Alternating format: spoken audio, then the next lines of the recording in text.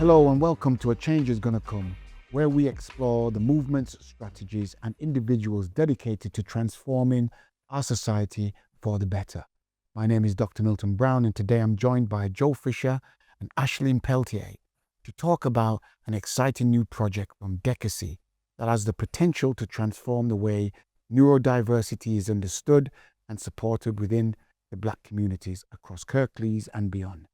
DECKACY is launching an innovative pilot program that will train a new generation of Neuro Coaches, people who can provide culturally relevant, strength-based support for neurodivergent children, young people, and families. Joe is the chair of DECKACY, and Ashlene recently completed the first cohort of Neuro Coach, training with distinction. Thank you both for joining us today, and welcome to Kirklees' studio, and A Change is Gonna Come. Hello, Joe, and Ashlene, how are you doing? Good, thank you. Thanks for having me. Excellent. Can you give us a bit of a definition of, or an explanation of what is neurodivergence?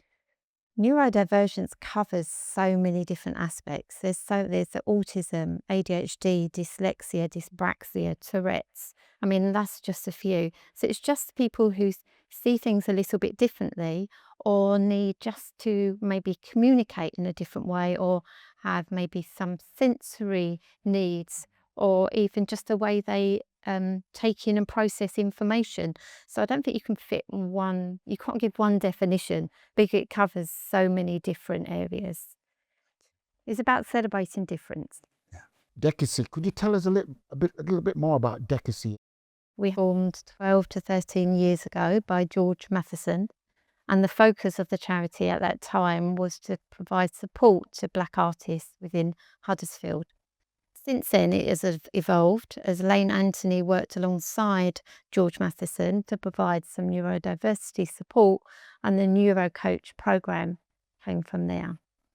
So now we have had 2 cohorts of the Neuro Coach program, and we applied for funding from the Heritage Fund and National Lottery to provide a 10 cohort program in Huddersfield. So that's where we are now. And how's that going? The first 2 cohorts have been fantastic. The first cohort was in London with 7 students who all passed the program. We're in the second cohort now. They're just at that point they're at the end where they're writing their final essay.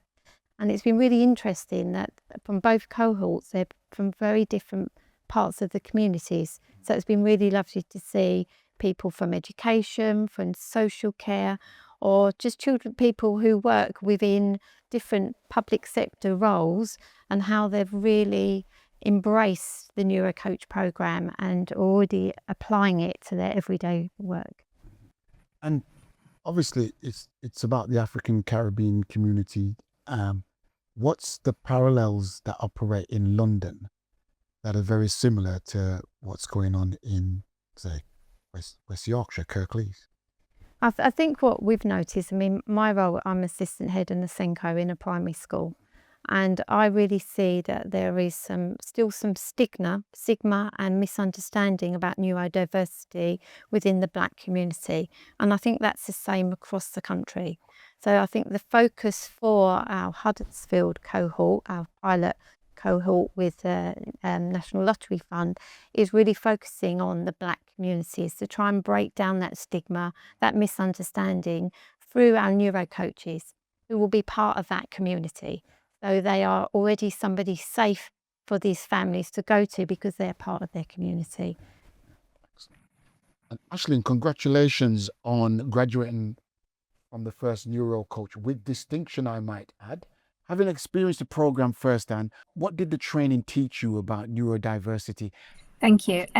This training wasn't quite like any other training I've done before. It really did open your eyes and make you kind of look at it and shift your perspective, instead of looking at it as a deficit model, using more of a strengths-based approach when working with neurodivergent individuals.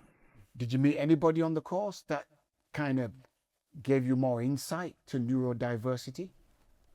Yes, we did. So there's one of the weeks we had an individual that came on who was neurodivergent, and he asked us lots of questions. We asked him lots of questions, and it really did just help and open our eyes and help us really understand it that little bit more. Obviously, a lot of our work, we are doing lots of reading, we're writing lots of essays, but really having that one-to-one interaction really did help. And the stigma, how do you break down the stigma with a community that has lost trust in the system for best part of 70 odd years? I feel because of our new cohort pilot, we are choosing Neuro Coaches that are part of that community already. So because they're part of that community, they already know some of the different cultures and the different backgrounds of people. So I think hopefully that builds that trust already. But then it's also about raising that awareness and helping them, everybody, to see that neurodiversity isn't a negative. It shouldn't be something that's frowned upon or is judged. It's a positive. And actually, if we, as Ashlene said, our program is very strength-based. So we are moving away from a deficit model into a strength-based model. And I think if people in communities see that and see how by embracing neurodiversity and building on the strengths, actually, it helps you to be far more successful and happier. And I can understand that you work with a lot of people from the community. What's the next cohort going to look like? Is it public servant, civil servants? We hope to get it out nationally eventually. That is our aim, to get it out nationally. Definitely we need to get it into public sector. We cover quite a lot on the course about the workplace and how there are so many neurodiverse people in the workplace who mask, who try and conform all day to their what's considered normal, when actually that isn't how it should happen. As Ashlene said, it's about adapting the environment to support the individual rather than them feeling like they have to adapt to what is considered the norm. Looking ahead, when this pilot has been successfully delivered with Neuro Coaches, supporting families across our communities, what does success really look like? You in the short, medium, and a long term? I think first of all, it's about us successfully securing our cohort for the pilot, because that's our first step at the moment. We're looking at, securing our 10 coaches for our next pilot. Once they've successfully completed their course, it's about getting them out into the community. And I think what we want to do is try and reach all different elements of the community. So not focusing just on one sector, but all parts of the community, so we can spread that knowledge and that, the importance of neurodiversity and also the strengths of neurodiversity. So I think it's about trying to hopefully see communities change their view. And that's not going to be a quick fix, is it? That's going to take time. But slowly it's breaking down those barriers to help them feel that actually neurodiversity is a strength that you really want to celebrate and be proud of. If you've got a family member or yourself is neurodiverse, be proud of that. I guess I'm wondering, if I was watching this, it comes across very much like professional people only can deliver this piece of work. When actually I'm thinking, couldn't people from the grassroots community come in and get involved? Those people who think that they can make a difference. What would you say to those people? I would say absolutely do it. You are not expected to know everything. The whole reason for this course is to open up your minds and really for you to understand. And a lot of us are in the community and we're doing it. We're supporting families. We're understanding family dynamics. We're supporting our friends. We're supporting our colleagues. So you're already doing it. It's really just about having that knowledge, really understanding what you're doing and becoming way more intentional with the work that you're doing with people that you're already doing it with. So I get it, Joe. There's lots of neurodivergent people across the ethnic boundaries, yeah? So what is it are you trying to change? Is it trying to build confidence with the group, or are you trying to develop more coaches? I think both. I think there's several things we're trying to develop definitely more coaches that can reach more communities. We're also trying to develop confidence in neurodiverse people to believe in themselves and to identify their strengths, because so often they will focus on the things they find difficult and judge themselves for that rather than actually thinking what they're really good at. But I think also which we hopefully we want to change the view of workplaces, because actually they need to change their view, and rather than expecting people to fit into their model and actually their norm, actually they need to adapt and change to really allow their neurodiverse employees to really be successful, because they can bring so much to their companies or their schools or their, wherever the workplace is. And some of that opportunity is missed at the moment because they spend so much of their time masking and not being truly who they are. So we're in Kirklees. What do you want from the Kirklees community to really commit to?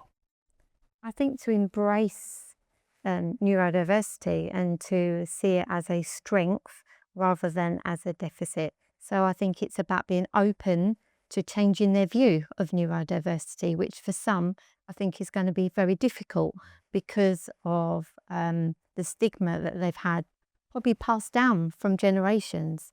So it's about embracing change and actually being proud of who you are.